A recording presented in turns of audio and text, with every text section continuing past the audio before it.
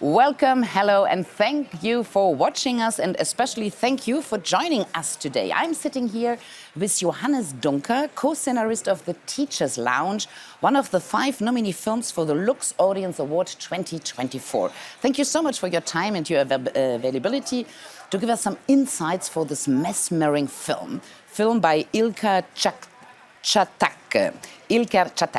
First of all, of course, congratulations for being a LUX Award nominee this year, but also for your Oscar nomination for the Best International Feature Film. Let's start by this. How did you learn about this nomination? By phone, by mail? Tell us about this moment where you learned this, that maybe you will go to Hollywood, LA. Yeah, I mean, it was really a crazy moment. We did a Zoom with the whole team and we're waiting for the announcement. There was a live announcement out of LA and they were reading the names, and I was really not expecting the movie to be listed in this, elaborate selection of films. And then when it really happened, I couldn't believe it. And now we're actually going there, and we're going to be there with this little film that started from a friendship between Ilker and me, and now we're actually going to this prestigious award. It feels kind of crazy. I can't really believe it. Absolutely, it is a kind of crazy. We will talk about your friendship, of course, your long friendship with the director. But first, let's talk a little bit about the film, that the people know what we are talking about.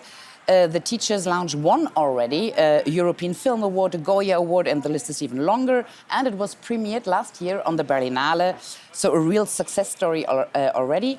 Would you like to give us a little synopsis of the film, or would you like me to make a resume of the film? Go ahead. It's not that he's lazy, but he did it so often. So I will read you a little resume of the film so you know what we're talking about. The Teacher's Lounge is an intense thriller, a movie about an outbreak of stealing at a German secondary school. Carla Nowak, played here by the fantastic and amazing Leonie Benesch, is a young high school gym and math teacher with what mainly distinguished Carla from her other new colleagues is her idealism. But a series of unsolved problems in the school sour the atmosphere at the teaching staff and at the whole school. I think this is a good synopsis. You agree with this?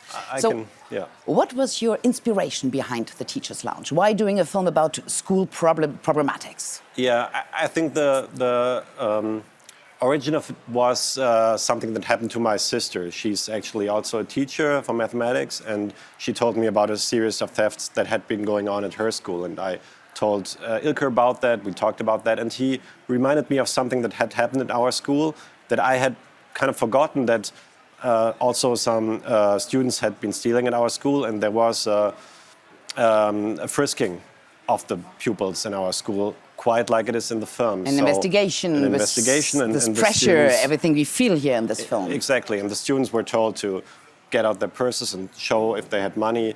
So, and also back then we didn't even know that we might have had the opportunity to say no, Right. You're in this kind of power relationship with the teachers, and immediately authority. we thought, exactly, this is an interesting topic. And we quickly arrived at this kind of triangular setting of a teacher, a pupil, and her mother. This was what we had from the very beginning on. And then we talked about it for a long time, and I think all these talks that we had, which were also about different things like what is truth, what does it mean, how can we agree on something in society, and I think also the experience during the pandemic was something that kind of fed into our thoughts about the film, without us ever explicitly saying we want to make it about that. It was always to be... There's a bubble kind of ambience in this film. We are in a micro-society, we can say. It's totally... The outside is not playing a role in your film, if I can say so. I mean, it took us some time to arrive at that thought that we thought, oh, we don't want to tell anything about things that happen outside school. We don't want to tell about the private life of this teacher. It doesn't really matter. We just want to stay in school. And we also want to, in this way, kind of stress the universality of the message on the setting. It is a German school, for sure. Yeah, but it could be anywhere. Anywhere, at least on our continent, I would say, yes? Exactly. So to kind of keep this very specific aspects light and have it really have a message that might appeal to people around the world. So you talk about message. Give us your key message you want to transmit with this film. Well, I don't think there is a key message. And also, I would argue, if you have like one message that I could put into one sentence, then I didn't have to make a film that's 90 minutes long, you know? Life had more nuances than this, Yeah, for sure. exactly. For sure. But what are the topics you want to touch? When you made this film, what do you think about what the viewer should, or what you would like him to feel or to think about by going out of the cinema? Yeah.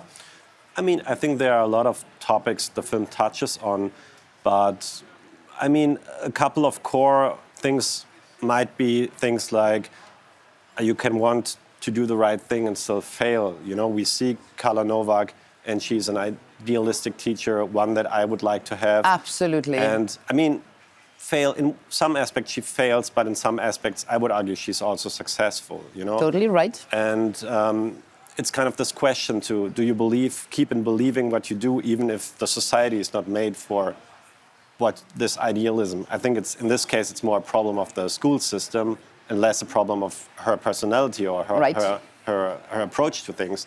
But these kind of things clash. And then it's also, for me, a lot about how do we want to talk to each other in a society. And we have the characters of the teacher and of the mother, who ideally should be on the same side. You know, they are both care for the son, for the student. Absolutely, they both care for the school. Exactly, but at the end they find themselves on different sides, and I think that's kind of how it sometimes works in society, that people. Yeah. Absolutely, and there's no doubt, and this is unfortunately very. I would say a burning theme in our times here in Europe, that we do not talk to each other, but that, you know, it becomes more polarized. That's exactly what's happened also in your film. He's also modern, if I would say so, in this aspect. Yeah. What does it mean for you that you are in a competition here? We will talk about your relationship with the director, but let's just say, set the frame a little bit. Now we are sitting here in the European Parliament in Strasbourg. What does it mean for you to be to be nominated in a competition, in a film competition organized by the European Parliament, and means also that your film will be even more spread around Europe? What does it mean for you? I mean, first of all, it's great that the film gets so much exposure and that it's getting discussed all over Europe and that it's getting translated in all this... in 24 languages, because There are screening organized all over Europe, that you know this. You can find all the dates, etc., on the website of the LUX Audience Award. And you're right, thanks to this nomination, he is translated in all 24 languages of Europe. But this is wonderful. Yeah, and what I find especially great is that a lot of these screenings, or all of these screenings, are free of charge. So it's really... opens up cinema for people who might otherwise not be able to afford it, and I think that's so great to give people the chance to get access to these great films, and I'm so happy to be nominated with these other really lovely films. Absolutely, because also your film, of course, talks about an issue, education and relation authority, pupils, etc., who is definitely an all over Europe theme, without any doubt. Thanks to this film, he was screened first time at the Berlinale last year. You already visited several European countries with this film, and what I would like to know is, is there a difference in the audience reaction to the film? You just told me before that you have been not very far ago in Luxembourg and Poland, for example. Are there different reactions if the film is shown in different countries of Europe? Yeah, I mean, it was interesting to be in Poland with the film, because I think on one hand it was really, you could feel that how people reacted to the recent change in government, and also how politicized people are, and the discussions were really only about the topic, only about the content of the film. Nobody wanted to talk about this kind of making of questions, which is also great, but it was really interesting to see that people could really connect to it and really relate to the problematic and find a parallel to what's happening in their society. So right. In Poland, I can imagine this is a really vivid reaction. Yeah. And in Luxembourg, for example, just to make, I mean, you talked about these two countries just before. I mean, in Luxembourg, I think we had also a member of parliament who was a teacher, so we talked a lot about like this teacher's perspective, and I think that's also something a lot of people can relate to. And we also have always a lot of teachers in the screenings, and it's interesting, because then sometimes you might have a teacher who says, but it's not like this in my school. And then immediately another one said, in my school it could be like this. Yes, or it could be like this, even if, of course, it's a film, of course, it's a fiction. But I think, and that's the feedback we got from a lot of teachers, that we kind of hit a nerve on what it sometimes feels like to have to make these decisions each day, each hour, and you work with people, so you're bound to make a wrong decision at some point, and you have to live with it. I understand totally. One aspect when I saw the film, this oppression, there's a tension, it's nerve-wracking to see this film, but you're just in a school, if I would say so. It is not a Halloween film, but it really it grabbed me, if I can say so. And so, as we already mentioned, this is not your first collaboration with the director. This time I will try not to say his name wrongly. Ilka Chatkak. No, this was right? Ilka Chatak. Yeah. Yes, here we go. And so it's absolutely not your first collaboration, because you know each other since high school in Istanbul. Yeah. Tell us about this complicity, who is shown now for a lot of years, and how do you work together? Yeah, I mean, we started making short films together, actually, and I also had a teacher who was very important for me in fostering my love for cinema. And he showed me like Godard films, and I showed him Fight Club, or what was going on in the cinema at that time. So we just started making films together. And in the first film, it was Ilker in front of the camera, and then the next we wrote together and directed together. And now, after a little bit of a break, it was the first chance for us to work together. And also, I mean, it was a match made in heaven, so to speak, because it was also set in the school, and we had this kind of shorthand and could say, do you remember this kind of teacher? And we immediately knew what the other was talking about. And I think it really helps to have this kind of long-term relationship. And also for me, it was never the case that I thought, I've written something and now I will give it away. It was always like, I knew it is in the best hands possible, and it will be in the best version, and it will even be improved on what we wrote, you know. Mm-hmm. And then all the actors who are so great, the students who are so great, Leonie is so great, and the she's music fantastic. and the editing. You read so much things in her face. I mean, this is incredible. But and I'm interested, how does this work, a creative process with two people? How do you write together, concretely? Yes, as I said before, it starts with talking, and talking a lot about it, you know, about things that would interest us about it. And then it was also Ilka who really pushed for research. You know, he said, we cannot fake it. It's something, everybody has their opinion about it. They have kids at school, or they are teachers. Right. We are all able to judge this film, if I can say so. Yeah, exactly. Right, and our school time had been some years ago, so things might have changed. Others, unfortunately, didn't change. So it was really... But there's a timeless aspect, I would say, about this film. There is, yeah. I think there were some things that we kept out of it, mostly like social media, which could have played another role, but... Absolutely. I think it was really Ilker's and Ingo's, our producers' intention to keep this out. And this research also really fed into the movie. And I think there are a lot of things that we never would have come up with if we hadn't talked to teachers, if we didn't go into schools and experience it for ourselves. So that was really important. And then once we had this basic outline of the film, it's more or less, the rest is the fun part where you just sit down and we can and you read together. It's not that you are writing and you're sitting in a room and one is writing or the other, you talk, you laugh, you correct. This is like a songwriting, if I can say. Yeah. This is how I imagine songwriting. Yeah, I mean, this part we do also remotely, but we do it in one document, and we don't do it like one goes off and writes. We try to do everything together. This is wonderful. So it's really a collaboration in its best sense. This is great. And this is so far the most successful film we can say you did together. Can we say this? Yes. It's just so far. And who knows where you will go. The LUX Audience Award, maybe an Oscar, we will see. So this was not your first collaboration. How on set things turned out? So you really worked this script together, you really made the scenario in four hands, but then he is the director for sure. And on set, everybody sticks closely to the script, or there is a lot of space for improvisation. What is your way of approaching filming? I think Ilka's way of approaching is very open in the process, to just see what happens. And I think he had also a very special approach to work with the students or the young actors who are, some of them are already professional actors and some are not. And they really took a lot of time each day talking with them, sometimes for half an hour, about things like, you know, what is truth, or why do you want to become actors, or have you ever stolen something, you know? Great. And if you know how short the time is when you shoot with young people, because the time is money, etc., etc. Of course. And it's even better. But most of the scenes actually they stick quite close to the script, because also Leonie, who studied in England, and she's quite of this British school of acting where the written word has sometimes maybe a higher value than in Germany.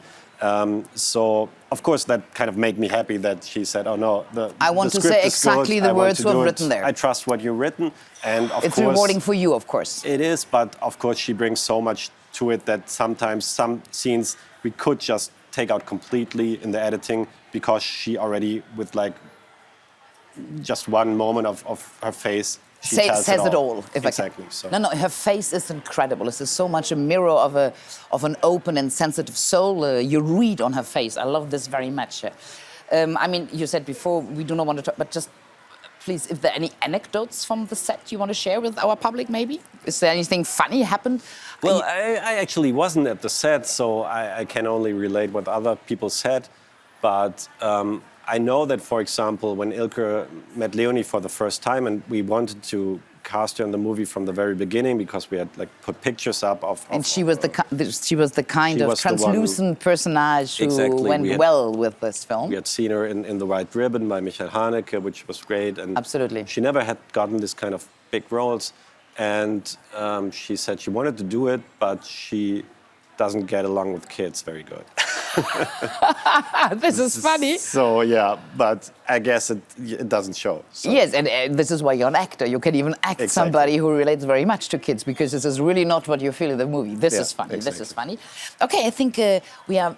So it is a film about education. Do you have a point of view about, I mean, educational system in Europe, or maybe more in Germany? Do you have a point of view, something you would like to share with our public about public education, how it works in Germany? I mean, it's such a big topic, and I think I would not be the right person to have a definite opinion about it. But I think what shows is that the system is made more for creating, I don't know, functional members of society that go to work and produce something than really discovering what are the talents of these young people and what are they interested in. And I mean, the system is just not made for that, and it's always based on how much extra effort do teachers take in like bringing the students something, and these are the great moments. But the system itself, it doesn't care too much for it, unfortunately, I guess. Yeah, and for sure our society is changing a lot and school is changing so little. So there's also, I think, a kind of tension field.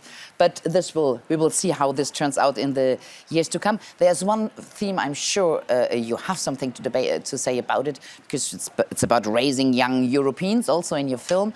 And as you know, there's a quite important thing going on this year, the European elections in June, the 6th of 9th of June.